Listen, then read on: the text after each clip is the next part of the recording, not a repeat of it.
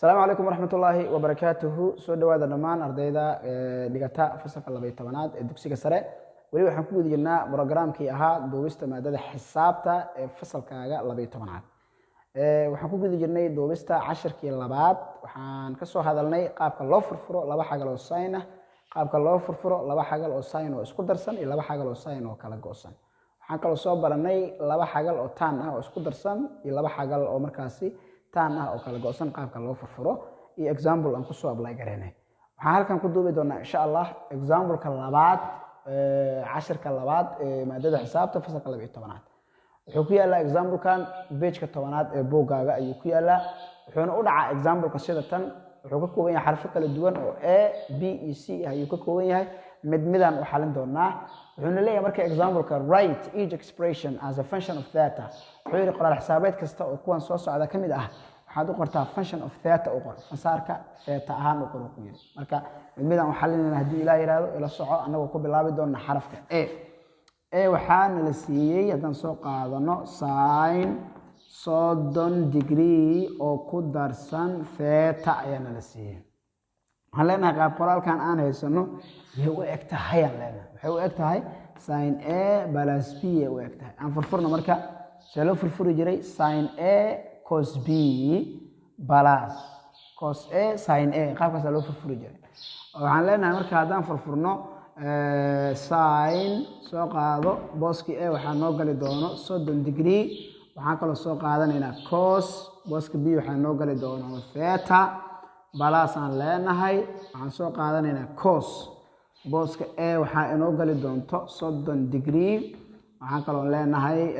waxaan soo qaadanaynaa sin booska B waxaa inoo gali doonto theta marka meesha joogno midkii qiimo leh qiimihiisa ku bedelo midkan qiimo lahayna sidiisa u soo guuri waxaan leenahay marka hore sin 30 qiimaheedu wuxuu ahaa half noogu bedel oo ku dhacsan cos theta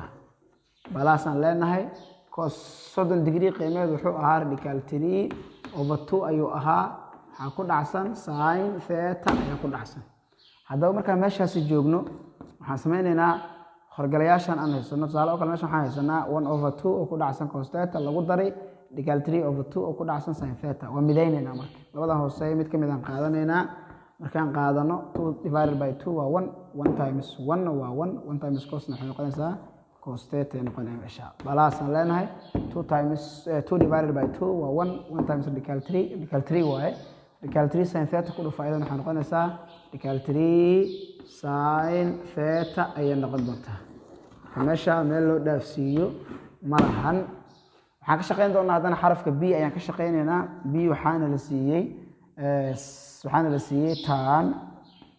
45 degree oo laga jaray theta analysis waxa uu egtaan leenahay tan A minus B waxa loo furfuri jiray tan A oo laga jaray tan B oo loo qeybiyay 1 plus tan A oo markaasi ku dhacsan tan B loo qeybin jiray waxaan leenahay marka tan noo soo qaad booski A waxaa noogu bedeshaa 45 laga jaray tan noo soo qaad booski B waxaa noogu bedeshaa theta oo loo qeybiyay 1 plus boos tan noo soo qaad booska A waxaan ku bedelanaynaa 45 degree hadana tan inoo soo qaad booska B waxaan ku bedelan doonaa theta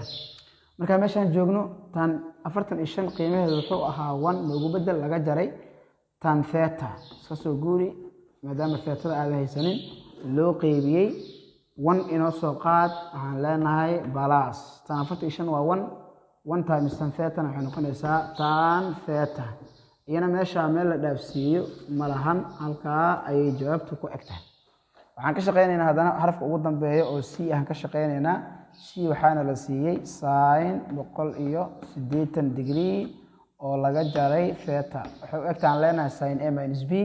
kadib waxaan u furfuraynaa sin A minus B qaabka loo furfuri jiray oo ahayd sin booski A oo inoogu taagan 180 oo ku dhacsan cos booska B inoogu taagan theta kadib waxaan leenahay minus cos 180 oo A noogu taagan oo ku dhacsan sin theta marka meesha joogno midii qiimo leh qiimaheeda ku bedelan doonaa sin 180 qiimaheedu wuxuu ahaa 0 kadib oo ku dhacsan aan leenahay cos theta laga jaray cos 180 qiimaheedu wuxuu ahaa -1 oo ku dhacsan aan leenahay sin theta mar haddii ay labadan isku dhacaan waa 0 times cos theta waa 0 okay waxaa leenahay minus times minus waa plus 1 times theta waxay soo bixi sin theta waxay soo bixi doontaa ugu dambeyn